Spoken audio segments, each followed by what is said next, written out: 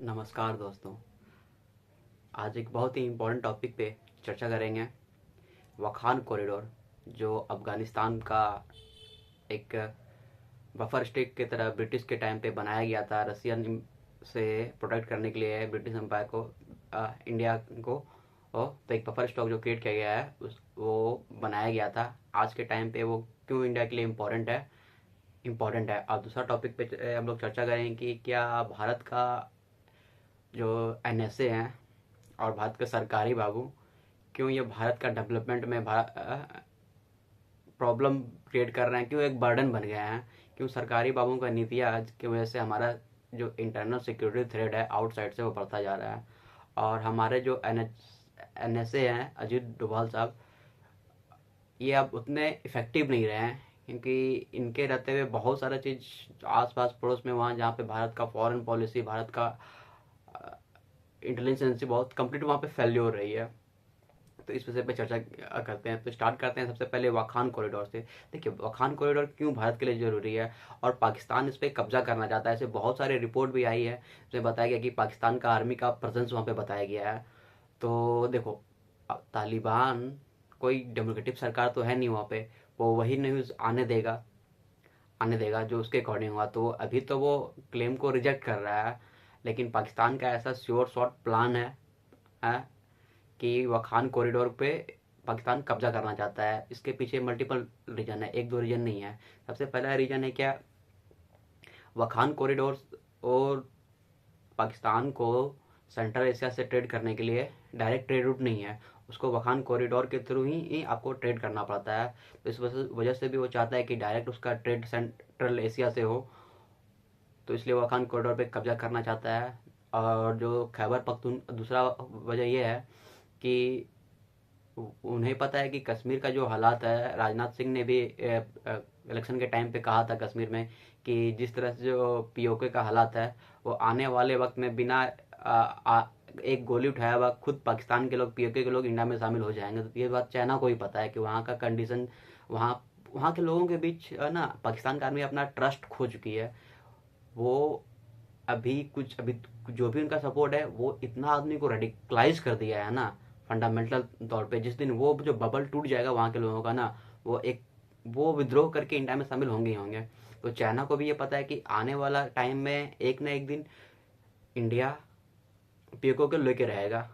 और जो वाखान कॉरिडोर है, इंडिया का जो आप मैप देखोगे तो इंडिया का नेबरिंग स्टेट कहलाता है अफगानिस्तान, लेकिन वो जो एरिया है गिलगिट बाल्टिस्तान, वहाँ पे जिसको हम लोग पीओके बोलते हैं, उस पर भी पाकिस्तान ने कब्जा करके रखा है।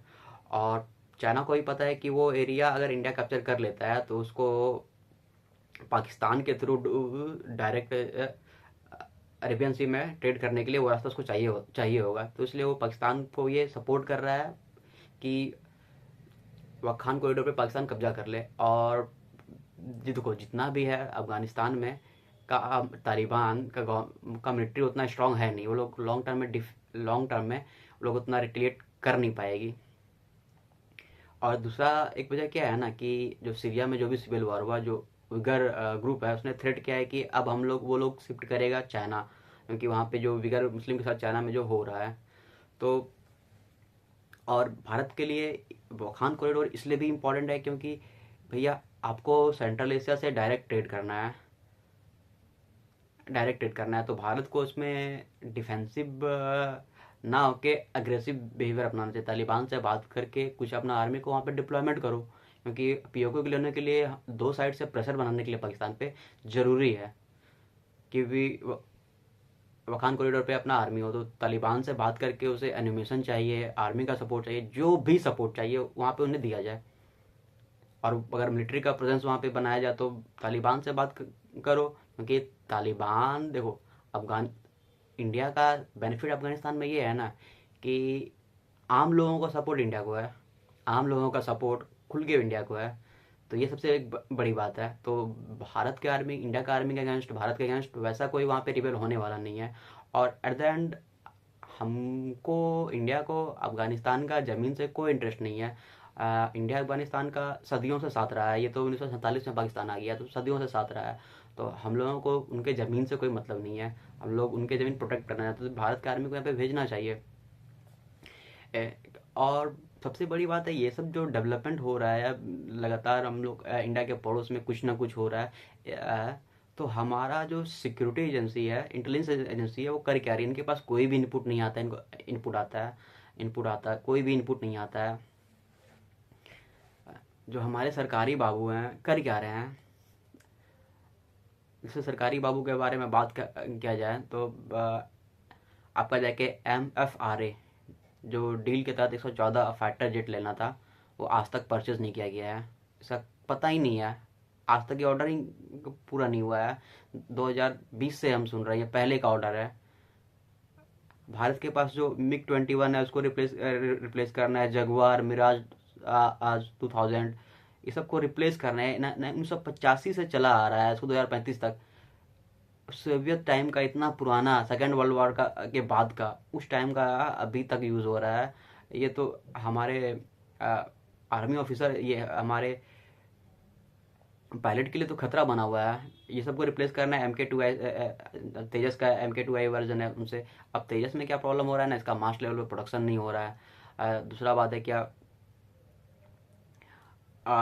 एक जो भारत का कावेरी इंजन है वो अभी सक्सेसफुल हो नहीं रहा है। अभी रूस भेजा गया है, इसका जाके 40,000 का फीट पे 70 घंटा कंटिन्यू चला के टेस्टिंग के लिए, देखिए वहाँ से रिजल्ट क्या आता है।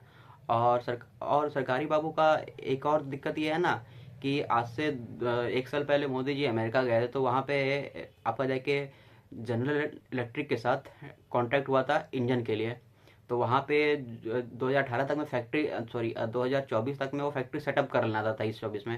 लेकिन वो फैक्ट्री सेटअप नहीं हुआ। अभी फिर से वो बोल रहा है कि हमको $1 बिलियन का मतलब इन्फ्लेशन कॉस्ट उसमें जोड़ रहा है, जो बनते हैं 8,000 करोड़। तो यहाँ पे वो फंस गया है, क्योंकि वो जनरल इलेक्ट्रिक का ट्रांसफर 80% इंडिया को ट्रांसफ़र करेगा, और आपका जाके उसका प्रोडक्शन इंडिया में होना था। तो सरकारी बाबू की वजह से आज तक वो फैक्ट्री बन नहीं पाया। तो ये तो हमारे हाल है। और अब बात करते हैं आप देखिए, हमारे जो national security adviser Ajit Doval हैं, 2005 में रिटायर कर जाते हैं 60 साल पे। उसके बाद 2014 में फिर से अपॉइंटमेंट होता है इनका। 60 पे रिटायर करते हैं, 69 पे इनका जाके 69-70 पे फिर से इनका ये होता है। अभी करंटली ये 79 साल के हैं। इनके अंडर में कस हम लोग का, भारत का जो नेबर है, पड़ोस में बहुत सारा चीज़ हुआ है। आपका जाके म्यांमार में सैनिक का तख्ता पलट, आपका जाके सेना वहाँ पे कब्जा कर लेती है, आंग सान सूकी को वहाँ से निकाल देती है, डेमोक्रेसी हटा जाती है। तो भाई, और जिस वजह से वहाँ से इतने सारे रोहिंग्या भाग के इंडिया आए हैं, तो वो हमारे सिक्योरिटी थ्रेट के लिए खतरा है। क्यों नहीं वहाँ पे डेमोक्रेसी को इंस्टॉल करने में भारत कुछ कर रहा है? भारत का इंटेलिजेंस एजेंसी क्या कर रही है? भाई देखो, ये पॉलिसी का मैं भी रिस्पेक्ट करता हूँ कि हमको किसी पड़ोस का इंटरनल मामले में दखल अंदाजी नहीं करना है, ये हम भी करते हैं भाई। हमको इंडिया को किसी का भी पड़ोस में दखल अंदाजी करने की कोई ज़रूरत नहीं, अनटिल और अनलेस, जब तक उनसे कोई हमें इंटरनल सिक्योरिटी थ्रेट ना हो। रोहिंग्या तो हमारे लिए खतरा बने हुए हैं, तो वहाँ पे भी फेल हुआ।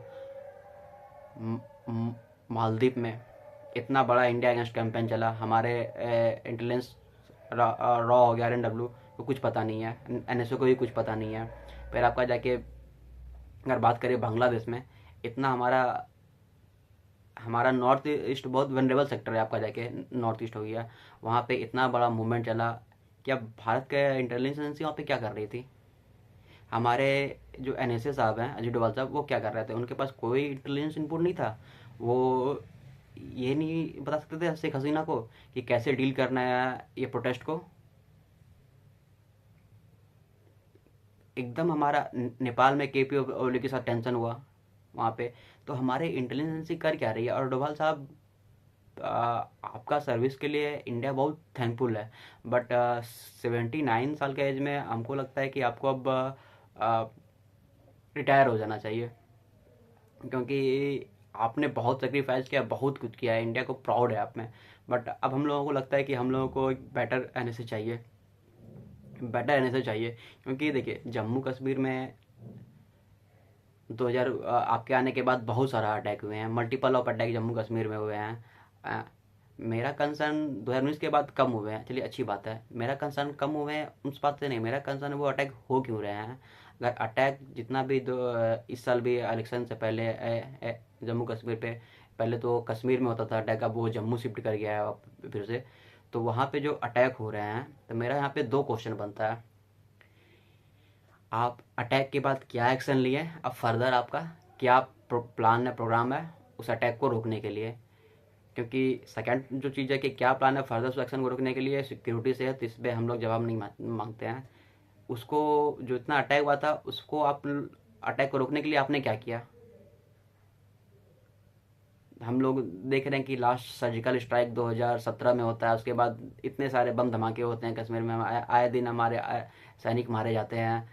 ऐसा मतलब जो सरकार का संसद में बताया गया है कि आपका जाके पिछले 27 साल में 41,000 हमले हुए हैं, 41,000 लोग मारे गए हैं आपका जाके कश्मीर में, 2200 से ज़्यादा आपका सिक्योरिटी पर्सनल मारे गए हैं कश्मीर में।